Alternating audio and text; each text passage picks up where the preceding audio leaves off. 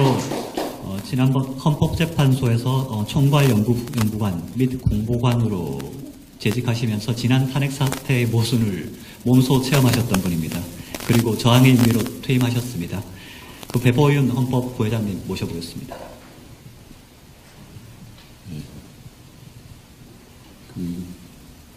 저는 지난 작년 1월 29일에 조선일보 최고식 기자 만난 사람, 거기에 탄핵 관련 인터뷰를 한 적이 있습니다.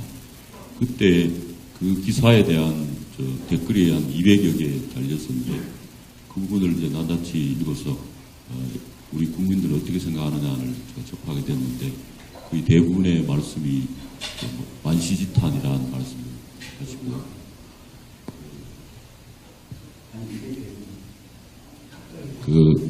그리고 그것이 당시에 양심선언을 하고 하지 그러냐 그런 말씀을 하셨습니다. 사실 법조인으로서 그것은 정도는 저는 아니라고 생각을 했습니다.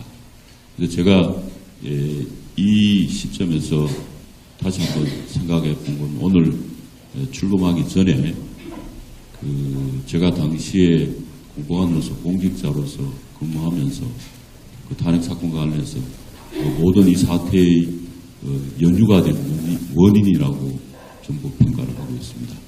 그런 관점에서 제가 오늘 말씀드리는 것은 주장이나 성토를 아니고 제 자신에 대한 그 참회와 반성의 말씀을 드리고자 합니다. 먼저 여러분들이 잘 아시겠지만 국회에서 탄핵 소추는 제기한 이유는 자료는 최순실 등에 대한 공소장과 언론 기사가 그게 다였습니다. 그 공소장에는 한 구절 대통령 박근혜와 공모하여 그 문구를 가지고 탄핵 소추를 했습니다. 국회의원 234분이 탄핵 소추를 동의하고 한 것이죠. 그런데 이제 헌법재판소 당시에 기존 노무현 대통령의 사건, 탄핵 사건에서도 사실은 국회 소추 이유가 부실했던 것이 사실이었습니다. 그래서 변호인단에서 청구인에서 이것은 각하를 해야 된다. 탄핵 소추 사유가 명확하지 않다고 이유가만 했습니다. 그런데 그 판례를 들어서 헌재에서는 이제 그걸 각하하지 않고 본안 심리로 들어갔습니다. 그래서 그 국면에서 제가 지금 생각을 돌이켜보니 공소장 그것도 본인에 대한 것도 아니고 공모하여라는 한 문구를 가지고 소추하는 것은 소추 사유에 합당하지 않다고 해서 마땅히 각하로 해서 국회에 돌려보냈어야 마땅하지 않느냐. 근데 그 국면에서 저는 공직자로서 제 역할을 수행을 했느냐라는 면에서는 역할을 못하는 점에서 잘못을 반성을 합니다. 두 번째 문제로 역시 이어서 헌법재판소법에 보면 탄핵 사유와 동일한 것에 대해서 형사재판의 대상이 되면 그 탄핵 심판 절차를 정지하도록 되어 있습니다. 그래서 그 본 재판을 형사재판을 마치고 그것을 가지고 그것을 전제로 해서 탄핵 사유가 되느냐를 판단하도록 그렇게 되어 있습니다. 그런데 당시에는 이것은 동일한 사유가 아니기 때문에 대통령 탄핵 대상인 박근혜 대통령이 기소된 것이 아니고 공범들이 기소된 사건이기 때문에 본인 사건이 아니기 때문에 이것은 재판 절차를 정지하지 않고 본안 판단을 한다고 그런 판단을 했었습니다.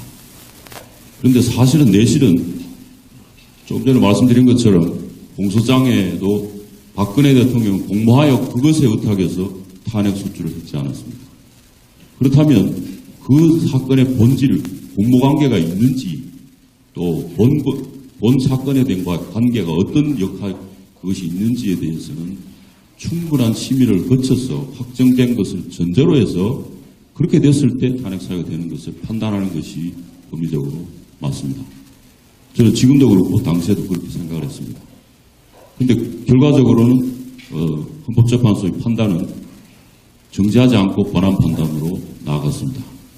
그런데 그 점에 있어서 제가 그렇게 생각을 하고 그렇게 했다고 하면 공직자로서 당시에 제가 공보관이었습니다. 그래서 많은 분들 재판관이나 소장님도 해서 만날 수 있는 위치에 있었고, 그런데 공직자로서 제가 그 제 역할을 했느냐라는 측면에서 깊이 반성의 말씀을 드립니다. 그리고 세 번째로는 그와 같은 마찬가지의 그 연장선상에서 그 본안 판단을 할 때 대부분의 청구인 대리인들은 그 최순실 등의 형사재판 기록 또는 수사 기록을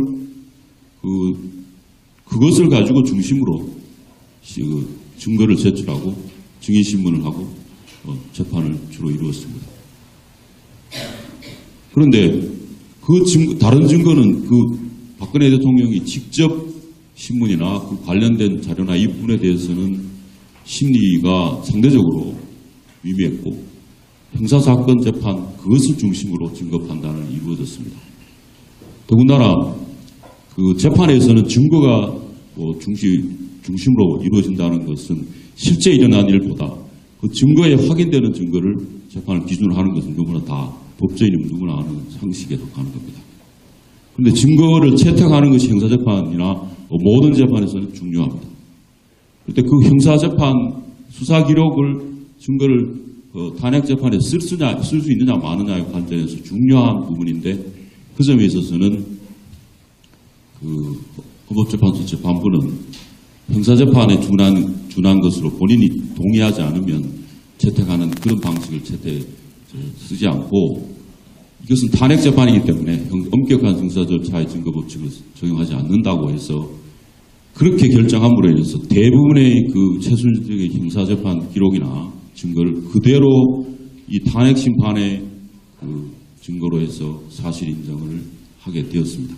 이것은 아까 말씀드린 것처럼 직접 그 재판을 정지를 해서 대통령이 직접 그 심리를 거기에 관여하고 증거를 형성된 것이라고 하면 그것을 받아들이는 것에 대해서는 문제가 없을 수도 있습니다만 전혀 관련 없고 공범들에 관한 그 사건 기록을 그대로 받아서 탄핵재판의 증거로 활용을 한 결과가 되었습니다. 따라서 그 점에 있어서는 저는 다른 생각을 가지고 있었습니다. 그럼에도 불구하고 결론은 그것을 통해서 사실 인정이 되었습니다. 그 점에 대해서 정말 지금 생각을 돌이켜 생각해 보니까 마찬가지로 그 부분에 있어서 제가 공직자로서 제 역할을 수행하지 못한 부분에 대해서 깊이 반성하고 참여하며 죄송한 말씀을 올립니다. 그리고 탄핵 재판은 사실 제가 헌법 이론적으로 그 내각제의 불신임 제도가 아닙니다. 이게 명백한 본질적인 차이인데요. 대통령제는 국민이 직접 선출해서 신임을 받으면 임기 동안은 그게 보장이 되는 것입니다. 그래서 소신껏 일하게 하는 지금까지 우리 1987년 개정헌법 그 이전의 헌법에 대통령 근간으로 하는 그런 게 계속 헌정 70년이 계속 그렇게 이루어졌습니다. 초기에는 내각제를 국함인 것이 있었습니다. 그래서 내각제에는 탄핵 제도가 없습니다. 수상에 대해서 불신임 제도가 있습니다. 뿐입니다. 정치적으로 하죠. 근데 대통령제 국가에서는 탄핵 제도는 명백히 불신임 제도가 아닙니다. 따라서 헌법이나 법률에 중대한 위반이 있을 때 지난번 노무현 대통령 때 헌법재판소가 명시적으로 판시를 했습니다. 내란 외환죄나 중대한 뇌물이라든지 중요한 경우 국민이 신뢰를 해서 했는 그 신뢰를 명백히 그것도 중대한 위반을 하는 경우에 탄핵을 할 수 있게 되어 있습니다.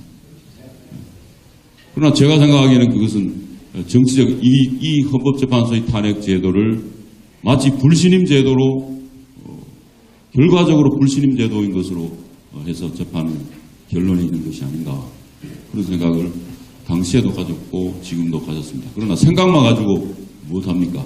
제가 사실 그 당시에는 공직자의 위치에 있으면서 그것에 대해서 제대로 설파를 하고 주장을 하고 또 역할을 마땅히 진력을 다해 했어야 되는데 단순한 리포터의 역할만 했는 것에도 깊이 반성을 드립니다. 그래서 이 세 가지 측면에서 제가 사과의 말씀을 드립니다. 먼저 박근혜 대통령께 죄송합니다.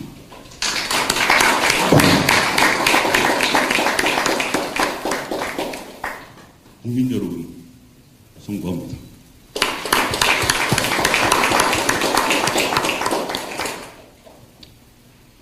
당군 이래 우리 대한민국의 그 종묘 사직과 또 대한민국 건국을 위해서 이룩하신 우리 건국의 영웅들, 그리고 그 6.25 전쟁을 통해서 피땀 흘려 지켜왔던 자유민주주의 수호체제를 하시는 수호국민들께 송구한 말씀을 드립니다.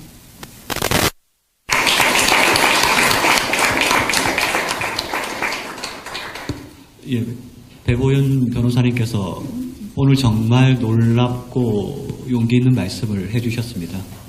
오늘 말씀은 제가 볼 땐 정말 중요한 역사의 기록으로 남으리라 확신합니다. 여기 계신 그 유튜버 분들께서도 이 말씀 정말 중요한 말씀이거든요. 따로 편집하셔서 널리 좀 이제 우리는 대한독립 만세를 다시 외쳐야만 하는 어처구니 없는 지경에 놓여 있습니다. 공산주의자들이 지배하는 독재로부터의 독립, 공산주의가 좀먹고 있는 가운데 자유민주주의가 심각하게 침해를 당한 것으로부터의 독립만세 말입니다. 이런 가운데 우리가 기억해야 할 사람 한 분, 박근혜 대통령. 죄 없이 감옥에 갇힌 지 3월 31일로 만 2년이 됩니다. 죄 없는 여성 대통령이 힘없이 끌려가 갇히게 된 것에 대해 많은 국민들이 죄책감을 느끼고 있습니다. 그래서 할 수 있는 것이 태극기 집회에 나와서 박근혜 대통령을 석방하라고 외치고 그의 석방을 위해서라면 정신없이 헤매고 다녔습니다. 민초들이건 과거 대단한 관료들을 지냈건 저 가짜 대통령이자 공산주의 사상을 가진 세력들을 굴복시킬 수 있는 사람은 지금까지 그 어디에도 없이 2년의 시간이 흘러오고야 말았습니다. 그래도 민초들이 다행으로 여기는 것은 박근혜 대통령께서 비록 감옥이지만 살아 숨쉬고 계시다는 것만으로도 희망을 가지고 그와 다시 만날 것이라는 기대를 가지고 있는 그것입니다. 박근혜 대통령을 버티게 할 수 있었던 것은 여러 국민들의 태극기 운동과 하늘을 향한 기도, 그리고 여러분들이 매일같이 보내주시는 엽서, 편지, 서신들을 통해 힘을 내고 계시다는 것입니다.